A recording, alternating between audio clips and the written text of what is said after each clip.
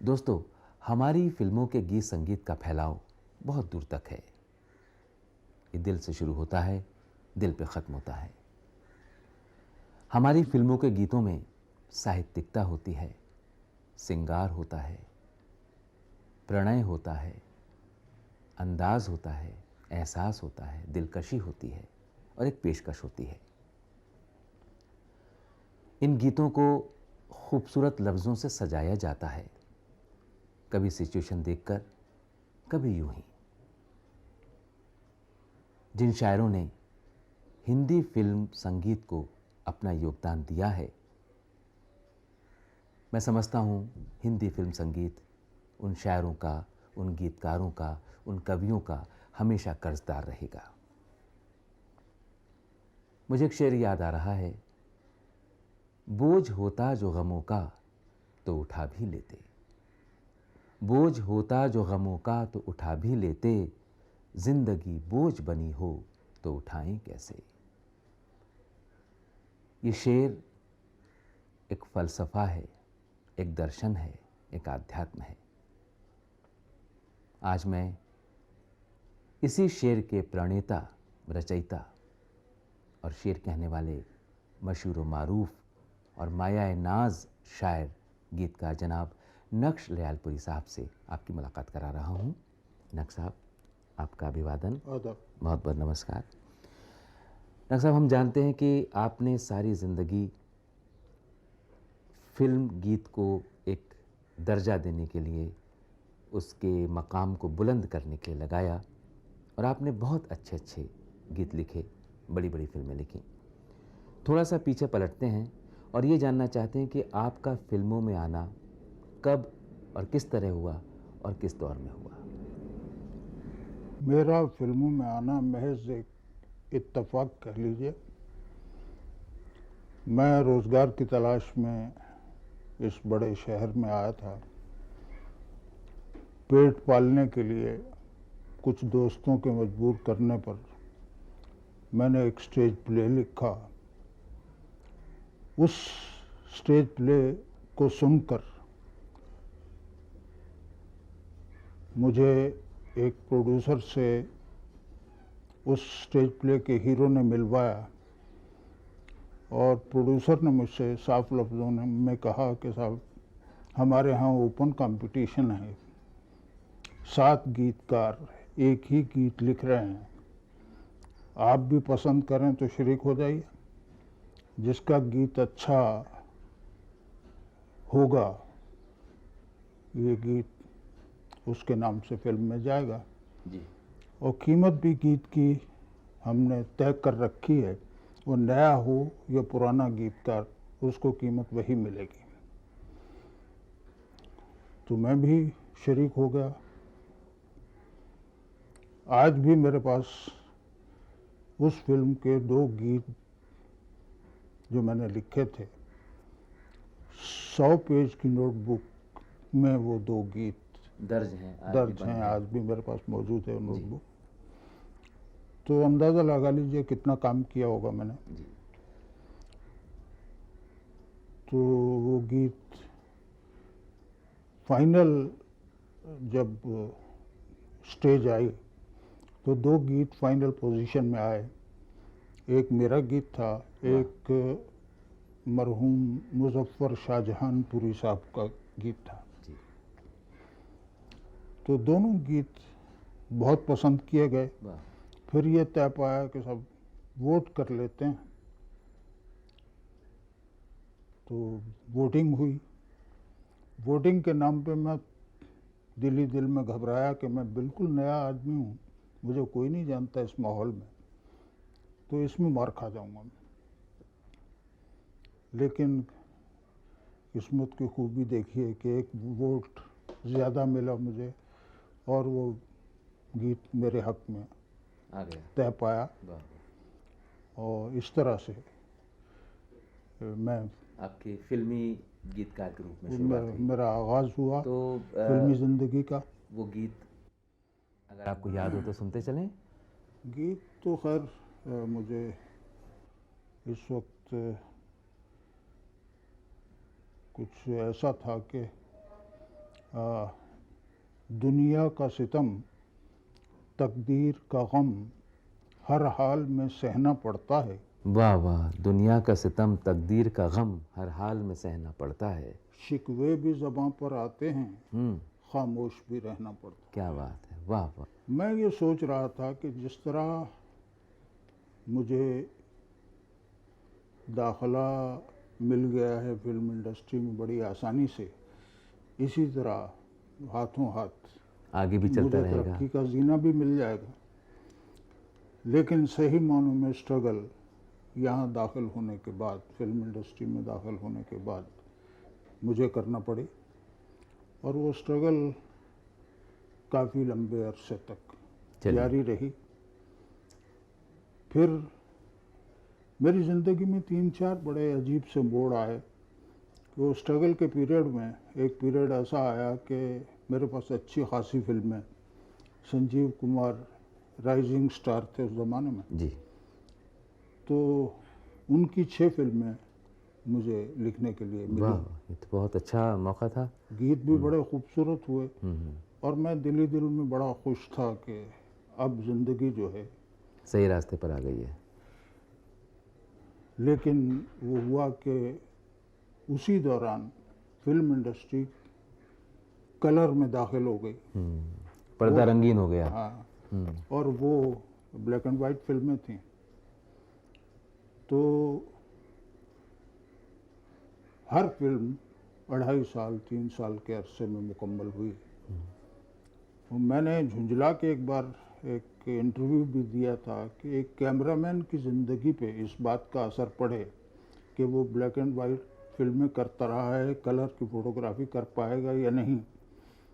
एक शायर की ज़िंदगी पे इस बात का असर क्यों मेरा खूबसूरत काम कंसिडर नहीं किया गया? क्या ब्लैक एंड वाइट फिल्मों के गीत और कलर फिल्मों के गीत अलग होते हैं? नक्श साहब, फिल्म चेतना के लिए आपके लिखे गाने बहुत मकबूल हुए थे। बच्चे बच्चे की ज़ुबान पर वो गीत चढ़ गए थे। चेतना के गीतों के दौरान, गीत लिखने के दौरान आपकी कुछ यादें, कुछ किस्से, कुछ घटनाएं अगर हों तो हमें बताइए। कलर का आगाज़ हुआ, पहली फिल्म मुझे चेतना मिली। उसके तो गाने बहुत मकबूल हुए बहुत थे। मकबूल हुए। जी जी। और मेरा ख्याल है कि वो जितना उस फिल्म से मुझे फ़ायदा हुआ, जी जी। शायद ही किसी फिल्म से हुआ होगा। हालांकि उस फिल्म में सिर्फ 2 गीत थे। जी, क्योंकि मिसाल के तौर पे वो जो गीत मुकेश साहब की आवाज़ में मकबूल हुआ था, जी। मैं तो हर मोड़ पर तुझको दूंगा सदा, इस गीत के साथ एक वाक़या है जी कि गीत जब बहुत ज़्यादा मकबूल हुआ तो एक रोज़ भरत व्यास जी से रंजीत स्टूडियो में मेरी मुलाकात हुई। उन्होंने बड़ी तारीफ की गीत की, बहुत उम्दा गीत लिखा है आपने, और एक सवाल मुझसे पूछा कि मुझे बताइए, क्या ये गीत आपने पहले लिखा था या ये गीत आपने धुन पे लिखा था? तो मैंने कहा भी देखिए, हमारे यहाँ हम उर्दू के शायर हैं, हमारे यहाँ हम जो लिखेंगे वो 2 मिसरे हम वज़न लिखेंगे। हम इस तरह से बेतरतीब सा मुखड़ा हम नहीं लिखते। अमूमन नहीं बनता है।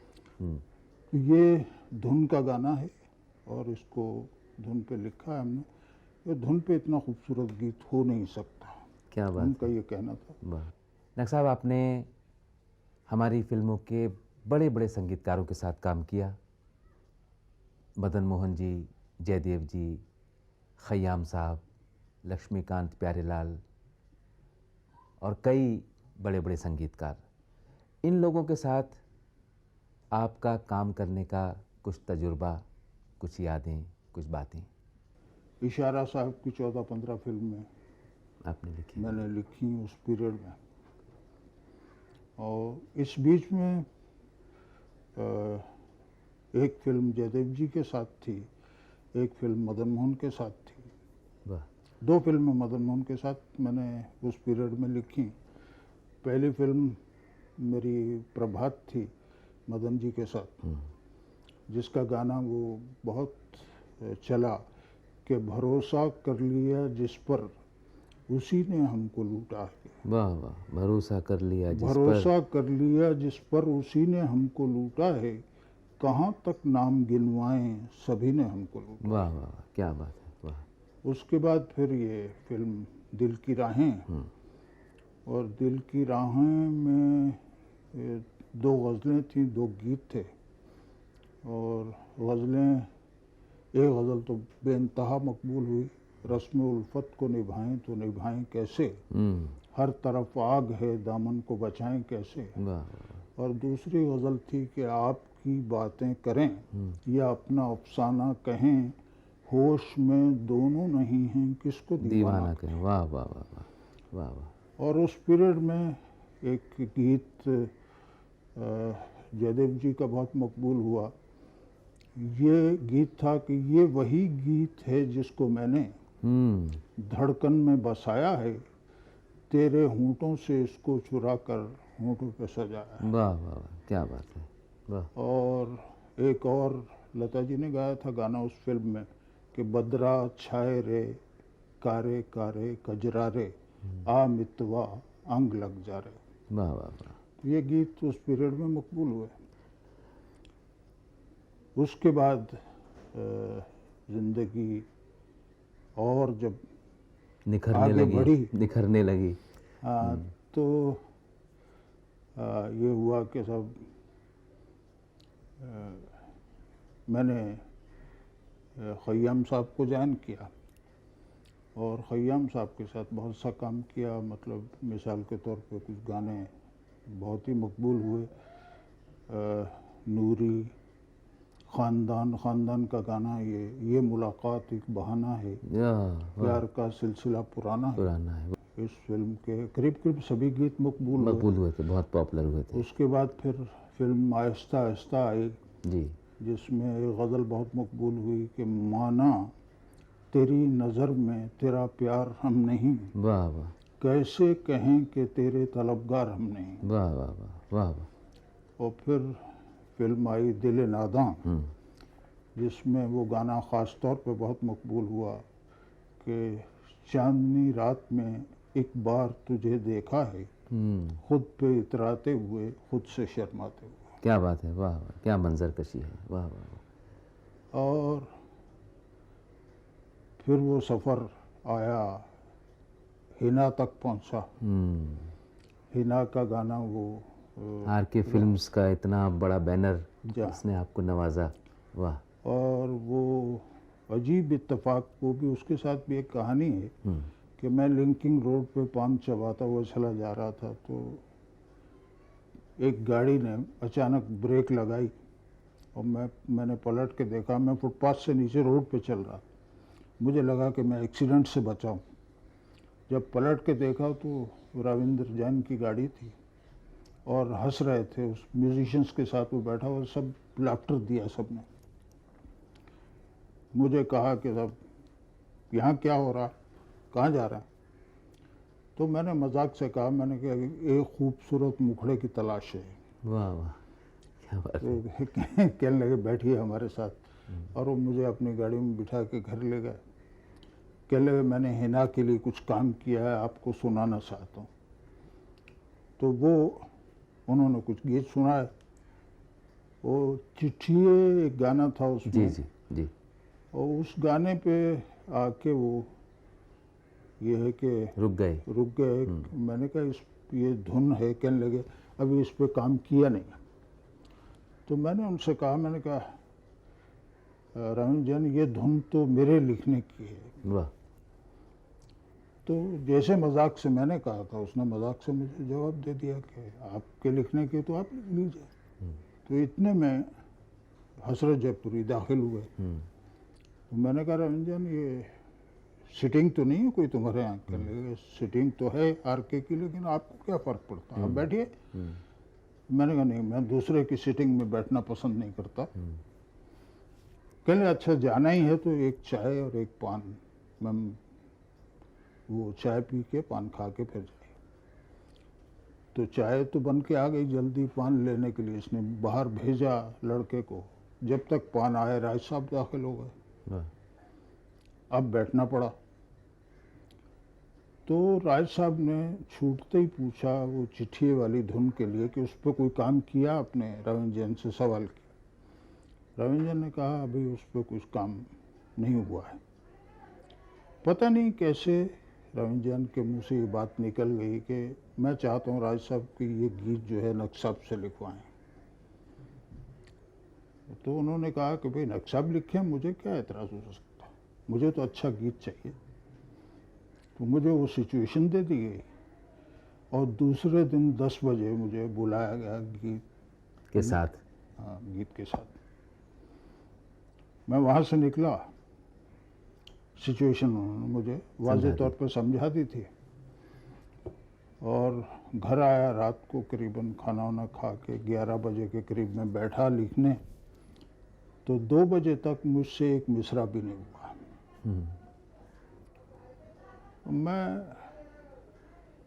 परेशान होके मैंने कागज़ अलग रखा, सो गया। तो शायर के यहाँ सबकॉन्शियस में तो चीज़ पलती रहती है, डिवेल्प होती रहती है, शेप वो चाहे बाद में ले। तो गाना शब्द सबकॉन्शियस में तो चल ही रहा था। मैं सो गया। सुबह 7 बजे उठा, चाय पी, पान खाने निकला। पान खा के जब लौट रहा था तो ऐसे लगा कि दिमाग में कुछ हलचल मची हुई। तो मैं आके बैठ गया और 8:30 बजे गीत मेरा तैयार था। वाह, क्या बात। उसको 2-4 बार मैंने पढ़ा। पढ़ने के बाद समझ में आई बात की। 10 बजे लेके पहुंच गया। रविंद्र ने धुन पे उसको 2-4 बार गाया। बोल बाकायदा धुन पे अच्छे आ रहे थे और खूबसूरत लग रहा था गाना। इतने में राय साहब दाखिल हुए। उन्होंने गीत सुना, 2 बार उन्होंने गीत सुना। उसके बाद कागज़ मेरे हाथ से लेके उन्होंने पढ़ा और कहा कि शायद आरके की हिस्ट्री में ये पहली बार हुआ है कि मैं एक गीत फर्स्ट राइटिंग में मुझे पसंद आया है। क्या बात है, वाह, व्हाट ए कॉम्प्लीमेंट। नक्श साहब, आपके गीतों में ज़्यादातर उर्दू का रंग छाया हुआ है और हमारी फिल्मों के गीतों में उर्दू हिंदी मिक्स है। और आपने जो लोक संगीत पर आधारित गीत लिखे हैं या सिनेमा के एतबार से वो भी बहुत पसंद किए गए हैं, एक्सेप्टेड हैं आपकी उस लैंग्वेज से। लेकिन उर्दू से सिनेमा की लैंग्वेज पर आने में कभी आपको कुछ थोड़ी सी दिक्कत महसूस हुई गानों को एक ज़बान देने में? मैं तो समझता हूँ कि उर्दू ज़बान ने फिल्मी गीतों को चाशनी दी है। बिल्कुल सही है, एक अच्छा रंग दिया है। जी जी। और उर्दू ज़बान के इस्तेमाल से गीत संवरे हैं। जी बिल्कुल बिल्कुल। बाकी है कि बाज़ वक्त ऐसा होता है कि किसी ख़ास एक्सप्रेशन के लिए कोई मुश्किल लफ्ज़ भी इस्तेमाल करना पड़ता है जी। और मुश्किल ये फिल्म प्रोड्यूसरों की ज़बान में मुश्किल होता है, वो एक्चुअल मुश्किल कुछ नहीं होता जी। मुझे याद है कि प्यासा के गाने जब हिट हुए तो मैं उस ज़माने में मुलुंड रहा करता था। दादर से गाड़ी लेता था मुलुंड के लिए, 1.25 घंटे का सफ़र था वो। और कोई ना कोई उर्दू की किताब मेरे हाथ में होती थी, पढ़ते हुए निकल जाते थे। तो प्यासा जब मकबूल हुई, उसके गीत लोगों ने सराहे, पसंद किए, गुनगुनाना शुरू किए। गीत जब मकबूल हो जाता है फिर लोग उसकी तह तक पहुंचने की कोशिश करते हैं, ये मेरा तजुर्बा है जी। उसमें मुश्किल अल्फाज जो इस्तेमाल हुए थे, कई लोगों ने मुझसे पूछा कि इस लफ्ज़ का मीनिंग क्या होता है, इसके मानी क्या होते हैं, इसका मतलब क्या होता है। तो ये है कि लोग जानना चाहते हैं, लोग सीखना चाहते हैं, लोग हर ज़बान के करीब जाना चाहते हैं। जी जी, समझे जी। और ये सोच के डिस्कार्ड कर दिया जाए कि ये लफ्ज़ मुश्किल है, इसको छोड़ दिया जाए, इसको न इस्तेमाल किया जाए, तो नए लफ्ज़ कैसे आएंगे? बिल्कुल बिल्कुल। अच्छा, आपने मदन मोहन जी, सपन जगमोहन साहब के साथ, जयदेव जी के साथ, खयाम साहब के साथ इतने अच्छे अच्छे काम किए हैं, रोशन जी के साथ काम किए हैं। इन संगीतकारों के साथ आपका क्या तजुर्बा रहा है? देखिए, सबसे अच्छी बात इन लोगों के साथ काम करने में जो मुझे लगी वो ये कि ये लोग ज़बान को किसी हद तक समझते थे। मैं मास्टरी तो नहीं कहता जी, क्योंकि उनका अपना अपना मैदान अलग जो फील्ड था है। मौसीकी था, मौसीकी था, लेकिन शायरी की सूझबूझ, ज़रूर रखते अच्छे थे। शेर की दाद ज़रूर मिलती थी इन लोगों से। और काम करना हमारे लिए बहुत आसान रहा इन लोगों के साथ, ये मेरा तजुर्बा। क्योंकि कम्युनिकेशन था। कम्युनिकेशन। जी जी। अब शुरू में जब मैं आया इस लाइन में तो मैंने महसूस किया कि म्यूज़िक डायरेक्टर जितने भी उस दौर में थे, ज़्यादातर जी, उनमें लोग शायरी की ज़बान को किसी हद तक समझते थे। और मैंने महसूस किया कि जो गीतकार ज़्यादा मकबूल हैं, वो जब उसका जायज़ा लिया तो मुझे पता चला कि वो मौसीकी के थोड़ा बहुत नज़दीक हैं। जी, जी, मिसाल के तौर पे अब अगर मुझसे कोई कहे कि भी 7 मात्रा में गाना चाहिए, तो मुझे मालूम है 7 मात्रा का मीटर क्या है। उस बहुत दौर ज़रूरी। में लोग जानते थे, जी। इसलिए कम्युनिकेशन दोनों में बहुत इजी था। वो मौसीकी के थोड़ा बहुत नज़दीक थे, वो शायरी के थोड़ा बहुत नज़दीक थे, इसलिए वो कॉम्बिनेशन जो है वो रंग लाया रंग लाया और अच्छा। और समझौस बात। डॉक्टर साहब, कभी कभी शायरों की ज़िंदगी में कुछ ऐसे लम्हे आ जाते हैं जो न भूले जाते हैं न भुलाए जा सकते हैं। और कभी कभी ऐसा आपके साथ भी हुआ होगा कि आप कहीं जा रहे होंगे, कहीं किसी मजलिस या महफिल में होंगे और आपका गाना कोई गा रहा होगा, लेकिन उसे ये नहीं पता कि इस गाने के शायर, इस गीत के शायर यहाँ मौजूद हैं। जी। ऐसा कुछ कभी ज़िंदगी में हुआ है आपके? ये अक्सर हुआ है, हम्म, ये कोई नई बात नहीं है, ये तो ये होता ही रहता है। होते रहता है। मिसाल के तौर पे एक बार एक मेरी फिल्म की रिकॉर्डिंग थी, उसमें रेखा आई हुई थी और मेरा रेखा से इंट्रोडक्शन करवाया गया और उनके साथ कोई और लेडी थी और उन्होंने कहा कि अब वो मेरे नाम से वाकिफ थी। वाकिफ थी और उन्होंने कहा कि साहब ये वही शायर हैं जिनका गीत आप 6 महीने से, पिछले 6 महीने से बाथरूम में रोज़ गाती हैं। तो वो रस्म उल्फत को निभाएं तो निभाएं कैसे, हर तरफ आग है दामन को बचाएं कैसे। वाह। और उन्होंने कहा कि हाँ, अच्छा वो गीत इनका है। तो इस तरह से वो उन्होंने जिंदगी के मोमेंट्स ये बात कभी कही कभी आ जाते हैं। कि जैसे कोई शायर की कोई इम्पोर्टेंस है नहीं ज़िंदगी में। लेकिन मैं यहाँ ये बात कहूँगा कि आप जैसे शायरों की बहुत इम्पोर्टेंस है, जिन्होंने बहुत ईमानदारी और तहे दिल से इसको एक पूजा की तरह समझ के, पूजा पाठ इबादत की समझ के अपने फिल्मों में एज ए लिरिसिस्ट काम किया। और बल्कि और भी तारीफ़ के काबिल हैं आप कि आपने फिल्म से टीवी को, आज के इस मॉडर्न मीडिया को जोड़ लिया और आपने मेरे ख्याल में बहुत टीवी सीरियल्स में गाने लिखे हैं। करीब तो फिल्मों से टीवी के गानों तक का जो सफ़र है उसका कुछ तजुर्बा बताइए, कैसा लगा आपको? ये बड़ा पर्दा, ये छोटा पर्दा। देखिए ये होता है कि हर मीडिया जो है जी, अपनी तरह से चलता उसके है। काम में माहिर थोड़ा है। बहुत फ़र्क ज़रूर है। यस। किताबी शायरी अलग है, फिल्म की शायरी अलग है, इसी तरह टीवी सीरियल की शायरी अलग है, भी अलग है। जी। जी, इस फ़र्क को बहुत कम लोग महसूस करते हैं और शायद मैंने इसको महसूस किया, मुझे शायद इसीलिए मकबूलियत ज़्यादा मिली इस फील्ड में। और मैं समझता हूँ कि अब तक वो गलत नहीं हूँ, अगर मैं तो 50 के करीब सीरियल तो बहुत बड़ी बात है। आज के इस दौर में आपकी तरफ से फिल्म गीतकारों के लिए, नए आने वाले गीतकारों के लिए और लोगों के लिए कोई मैसेज हो, कोई संदेश हो तो दीजिए।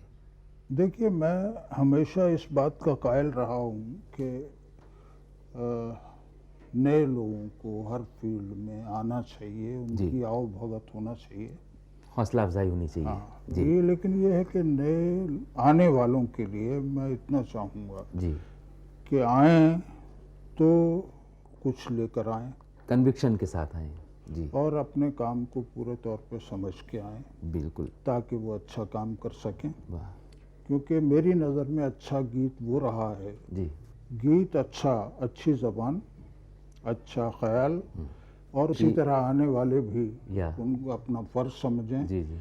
कि समाज के लिए उनको कोई फ़र्ज़ है, उनका क्या ज़बान के फ़र्ज़ लिए है? उनको कोई फ़र्ज़ है, शायरी अदब के लिए कुछ करना है उनको। उनका फ़र्ज़ है, वो उसको समझ के आएँ, काम करें। वेलकम।